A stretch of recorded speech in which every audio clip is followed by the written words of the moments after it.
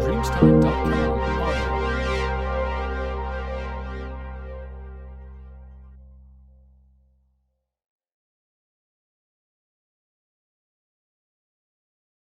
Fala galera, tudo bem com vocês? Hoje nós vamos dar continuidade às nossas aulas de gestão empresarial online. Devido ao coronavírus, nós estamos fazendo essas aulas online agora e hoje a gente vai estudar um pouquinho de introdução à economia. Em primeiro lugar, vamos conceituar economia.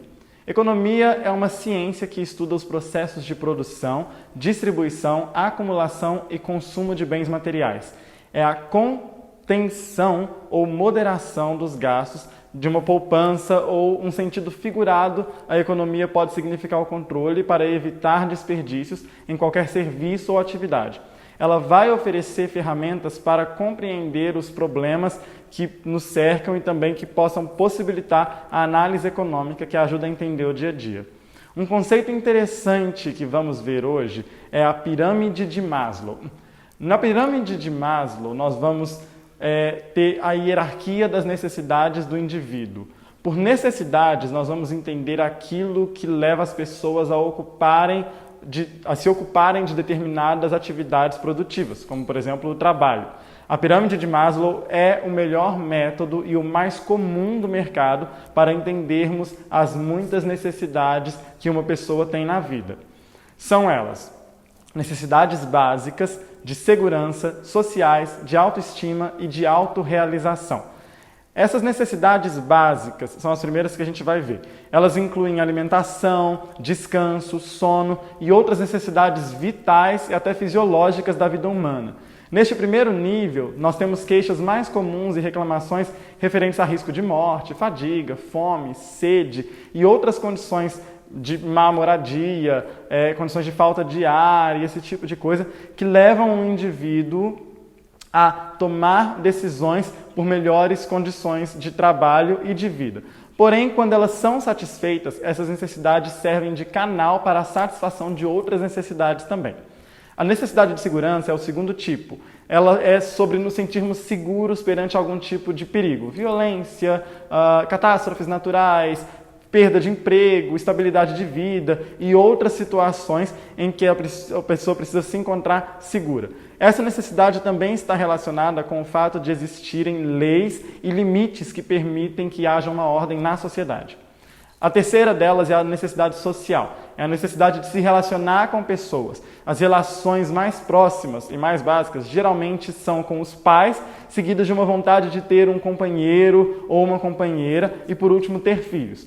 A hierarquia das relações dentro da necessidade de afiliação ou de afeto acompanha o desenvolvimento do indivíduo, ou seja, a necessidade de se relacionar com os pais é maior no estágio infantil e a necessidade de se relacionar com companheiros e filhos é maior na vida adulta. Também está presente nesta categoria a vontade de relacionar-se com grupos, criar laços e sentir pertencimento. O quarto tipo são as necessidades de autoestima. É a necessidade de nos sentirmos dignos, autoconfiantes, independentes, autônomos, apreciados, respeitados por nós e pelos outros, com prestígio, reconhecimento, poder e etc. Inclui também o desejo de ser bom em alguma atividade e a necessidade de autoestima.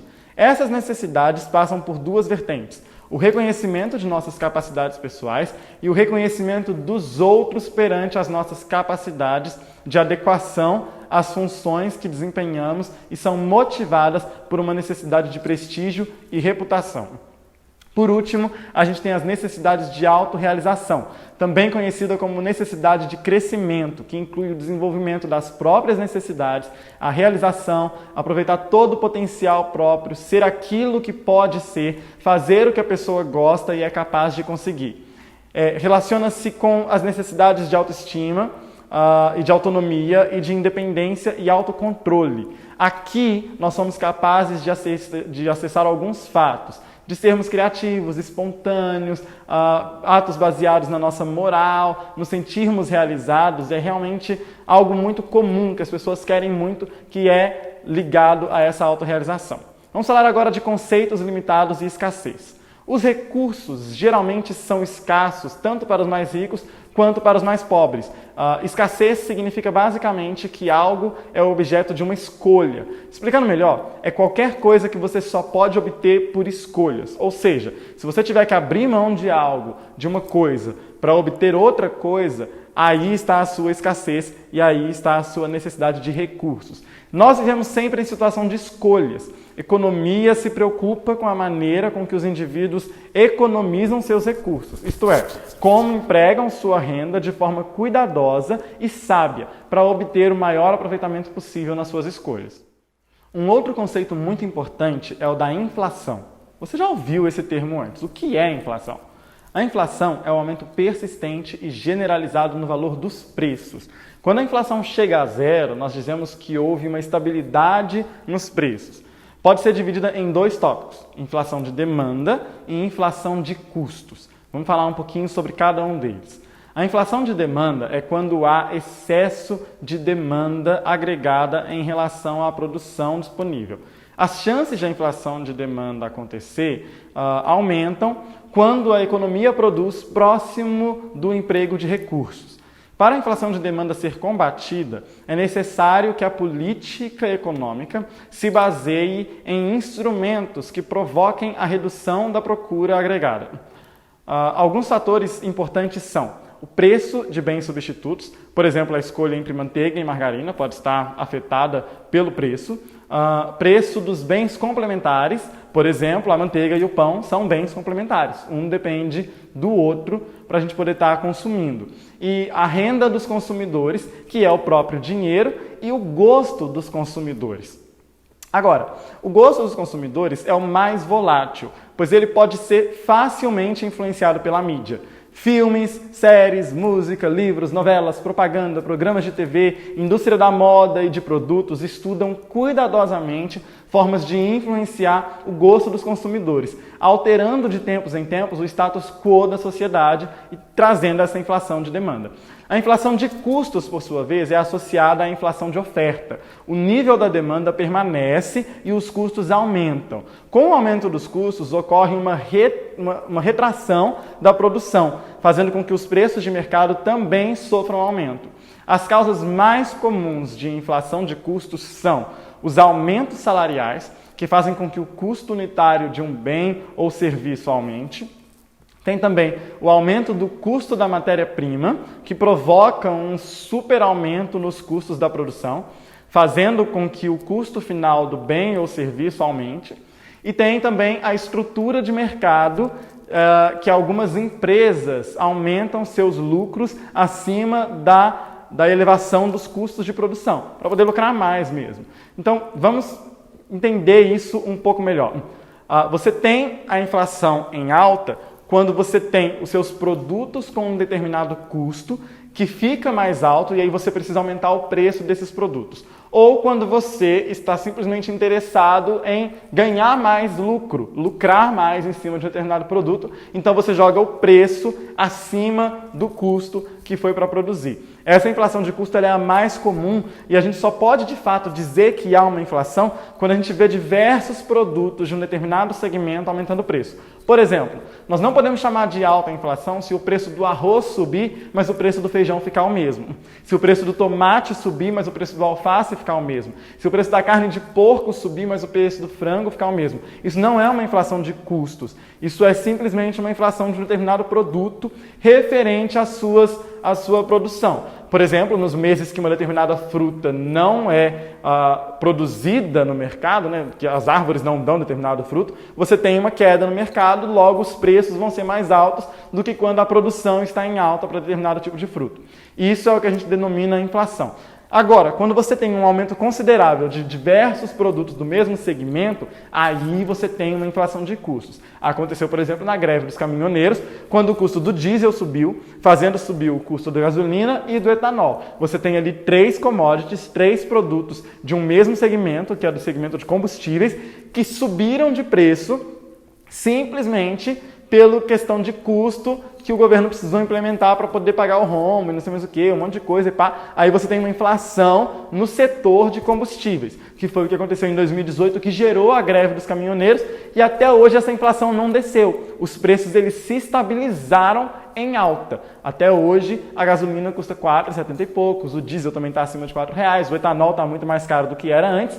Você não tem uma inflação em ascensão, mas você também não conseguiu mais trazer o preço de volta para o que era antes dessa inflação de custo. Então é aí que entra essa questão da inflação de custo, que é muito comum no mercado econômico, bem mais comum do que a inflação de demanda. Vamos para outro conceito: microeconomia versus macroeconomia. Essas duas importantes vertentes determinam a forma como analisamos a economia. Vamos dar uma olhada mais de perto nisso. A microeconomia trata do comportamento das empresas, famílias, indivíduos. Lida com a oferta de um determinado bem ou serviço em relação às preferências dos consumidores, que é a demanda. Estuda os monopólios, desopólios, concorrência, também é denominada pela teoria de compras. Enquanto isso, a macroeconomia estuda o funcionamento da economia de um país de uma forma mais abrangente. Essa estuda o nível de preços, emprego, desemprego, renda, produto nacional, investimento, taxa de crescimento, pagamentos, inflação, poupança, consumo, já são moeda, políticas fiscais, monetárias e muitas outras coisas e fatores que estão ligados diretamente ao governo. Como é que a gente vai diferenciar isso? A microeconomia vai falar ali da economia da sua família. Você e a sua família têm uma determinada fonte de renda e tem que viver com aquela fonte de renda, pagar as contas, fazer compras, comprar alimento, comprar produtos de higiene, de limpeza, roupas, não sei o quê. Aquilo ali é uma microeconomia. Quando a gente olha para a economia de um país inteiro, considerando todas as famílias e as rendas de todas as pessoas, per capita, não sei mais o quê, aí a gente está olhando para a macroeconomia. Vocês estão vendo aí no slide e no material de vocês um diagrama de como que isso é analisado. Vocês têm todo esse material, gente, tudo que a gente está passando está no material em PDF para vocês, está tudo bem detalhado. Leiam, estudem, aprofundem, tem imagens, tem gráficos que vocês podem estar vendo aí, porque vocês têm exercícios para poder fazer em relação a esse assunto, que é um assunto muito importante. Entender como a economia se comporta e como os economistas estudam a forma como a gente se comporta com o nosso dinheiro, a forma como o país se comporta com o dinheiro público, a forma como os investimentos são feitos entre as commodities, entre as empresas, entre as multinacionais e tudo mais, é muito importante para a gente entender a nossa maneira de entrar nesse mercado, a nossa maneira de viver nesse mercado e não só isso, a nossa maneira de viver a nossa vida. Vocês veem que a inflação vai diretamente influenciar a sua forma de comprar. Você vê que bens, serviços, oferta e demanda vai influenciar aquilo que você vai querer ter de bens e produtos na sua vida. Você vê aí que entender a microeconomia e a macroeconomia de um país, de um indivíduo, de uma família, de um município, vai te ajudar a compreender por que as pessoas se comportam dessa forma, e isso já vai te dar de cara um comportamento muito melhor em relação à sua renda, em relação ao seu dinheiro, em relação a por que você trabalha e por que você está procurando uma vaga no mercado de trabalho. Então é muito importante que vocês tenham isso bem claro. A gente está à disposição de vocês, estamos em quarentena, é claro, a gente gravou isso daqui bem antes, a gente não está trabalhando agora, enquanto vocês estão assistindo essas aulas, mas a gente está disponível para vocês pela internet, online, no nosso WhatsApp aqui da Especialize. Vocês podem nos mandar perguntas, dúvidas, podem se comunicar entre si para poder ajudar ali no entendimento. A gente quer realmente aproveitar ao máximo esse período de quarentena para poder te ajudar a estudar e a aprender o máximo de coisas possíveis, se desenvolver e torcer para que quando a gente voltar, a gente possa dar continuidade em todo esse aprendizado juntos em sala, tá certo? Beijão para vocês, se cuidem e até a próxima.